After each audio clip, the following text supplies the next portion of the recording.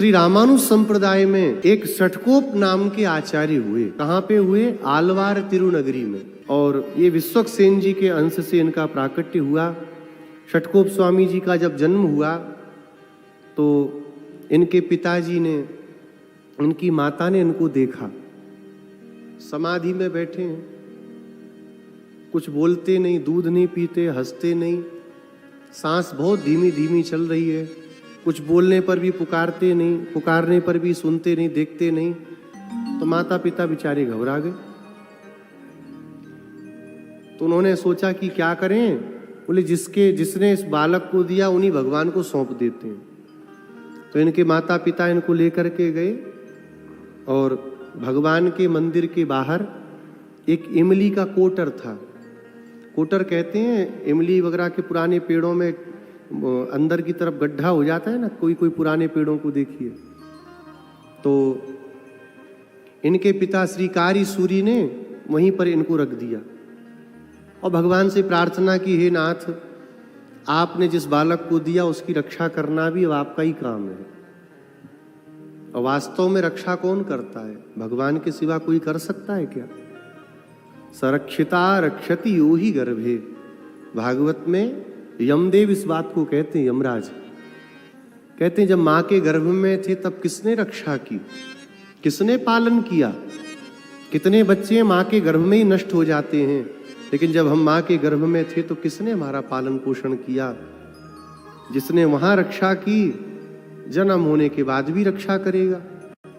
और बिना भगवान की रक्षा के कौन रह सकता है संसार में? आप विचार करो।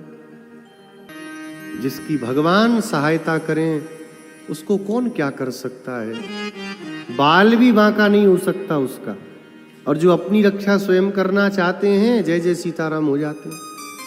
अब देखिए, हमारे भारत की प्रधानमंत्री थी श्री इंदिरा गांधी जी। उनसे बड़ी सुरक्षा किसी को मिलेगी क्या? वही सुरक्षा करने वाले ही खा गए। संसार में कोई किसी की रक्षा नहीं करता, भगवान ही एकमात्र रक्षक हैं। ऐसा मान करके इनके जो पिता थे श्री कारी सूरी, उन्होंने भगवान के नाम से इनको एक कोठर में डाल दिया। कहा जिसने जन्म दिया वही रक्षा करें। 16 वर्षों तक षटकोप स्वामी जी आसन लगाए वहीं बैठे रहे। लोग आश्चर्य करते थे, ना कुछ खाता है ना पीता है, क्या बालक है। और दिन प्रतिदिन बढ़ते और इतना सुपुष्ट शरीर, सर्वांग सुंदर। तो एक मधुर कवि नाम के महात्मा थे, वो अयोध्या की यात्रा पर गए। तो रात्रि में उन्होंने दक्षिण दिशा की ओर देखा, बड़ा प्रकाश हो रहा था। तो उस प्रकाश को देखते देखते देखते वो वहां तक पहुंच गए, आलवार तिरुनगरी।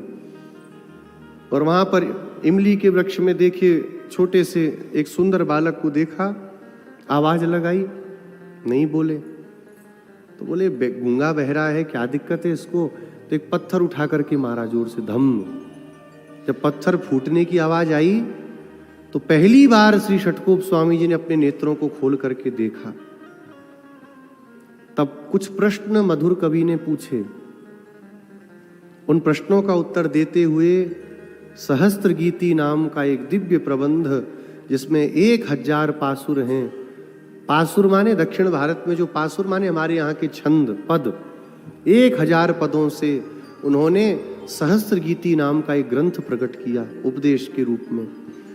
और उस ग्रंथ में इतना भगवान का वर्णन करते हैं, इतना सुंदर वर्णन करते हैं कि भगवान इनके उस ग्रंथ से इतने भगवान प्रभावित हो गए कि स्वयं दर्शन देने के लिए इनको आए धराधाम पे। अब देखो, भगवान आए तो खुश होंगे कि नहीं? षटकोप स्वामी जी ने भगवान को जब आते देखा तो घबरा करके भगे वहां से। भगवान ने कहा रुको रुको, हम तुम्हारे लिए ही आए हैं। कहा महाराज हमारे पास मत आओ, और कहीं जाओ, आप जाओ, यहां से निकल जाओ, जाओ वैकुंठ में रहो। भगवान ने कही गजब महात्मा है, अभी तक हमारे लिए हाय हाय कर रहे थे, अब आ गए तो भाग रहे हैं। कोई बात नहीं। भगवान जाने लगे। जब जाने लगे तो षटकोप स्वामी जी रोने लगे, महाराज आप हमें छोड़ के मत जाओ, आप कितने सुंदर हो, आप नहीं रहोगे तो हमारा कौन होगा। भगवान फिर आए तो फिर कहे महाराज जाओ जाओ यहां से। तो भगवान ने कहा भाई क्या दिक्कत क्या है आपको, क्या समस्या है? बोले प्रभु हम इतने गंदे हैं, ये संसार इतना गंदा है कि अगर आपको छू दिया तो आप में भी दोष आ जाएगा। जो संपूर्ण दोषों को दूर करने वाले भगवान हैं, उनके प्रति इतना प्रेम हुआ कि देख करके कहने लगे प्रभु आप में दोष आ जाएगा, संसार का मल आपको लग जाएगा, तो आप यहाँ मत रुको। बोले जब जाते हैं तो रोते क्यों हो? बोले आपके बिना एक क्षण रह नहीं सकते, तो क्या करें? भगवान इतने प्रसन्न हुए। भगवान ने कहा आज से हमारी जो चरण पादुका हैं, उन चरण पादुकाओं का नाम आपके नाम से जगत में विख्यात होगा। तब से श्री संप्रदाय में भगवान की चरण पादुकाओं को क्या कहने लगे? श्री षठकोप। वो जो मुकुट जैसी आकृति है ना, मुकुट नहीं वो पीठ है, चरण पीठ बोलते हैं ना, कमल का पीठ होता है, ऐसा वो पीठ है। और उस पीठ के ऊपर आप देखिए तो चरण पादुकाएं बनी हैं, उन पादुकाओं का नाम है षठकोप। ऐसे आचार्य के द्वारा यह संप्रदाय आगे बढ़ा। बोप देव भागवत लुप्त उधर्यो नवनीता। और फिर 13वीं शताब्दी में श्री बोप देव जी नाम के महान आचार्य का प्राकट्य हुआ, जिन्होंने भागवत जी को लुप्त होता हुआ देख करके सुंदर टीकाओं के द्वारा इनका विस्तार किया। मंगल मुनि श्रीनाथ, इनके बाद में श्री नाथ मुनि स्वामी जी का प्राकट्य हुआ, जो साक्षात मंगल रूप हैं। और इनके शिष्य हुए पुंडरीकाक्ष परमजस, श्री पुंडरीकाक्षाचार्य जी महाराज का प्राकट्य हुआ। इनके शिष्य हुए राममिश्र रसराशि प्रगट परताप परांकुश, श्री राममिश्र स्वामी जी के शिष्य हुए श्री यामुनाचार्य जी। और यामुनाचार्य जी महाराज के द्वारा ये श्री संप्रदाय और अभिवृद्धि को प्राप्त हुआ।